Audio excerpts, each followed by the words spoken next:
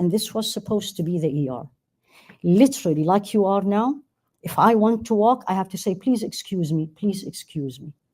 People are moaning, people are bleeding, it's beyond. Then they took us to, they said the ER, they took us to the head of the ER department. His room is smaller than this. I don't know how the man is functioning, honestly. All these people who are head of departments in that hospital, they have not gone to their home, slept in their home since October 7th. Everybody, everyone was telling me, especially in Ramadan, we may go for 2 weeks, for 2 hours, break the fast and come back. Don't tell me shower. Don't tell me shower, there's no water. The ICU, I went there, again, I have a picture of it. And look at me, I was like, okay, there's a patient vaginal bleeding, can you give me a glove? They look at me. And I need a sterile glove, not in Gaza. Whatever they give you, take it.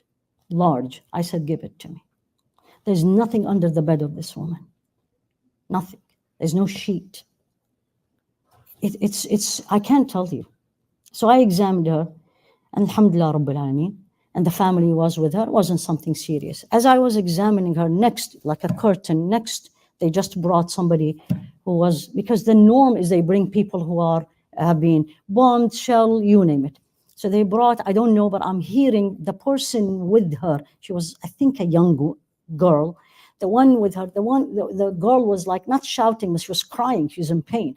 The person next to her was reading to her Quran and says, this is not what we do when we are in pain. This is what we do when we are in pain. Wahidillah. This is, you keep hearing this. And the real Muslims, you hear them. Wahidillah, say la ilaha illallah. And he reads Quran to her. Subhanallah.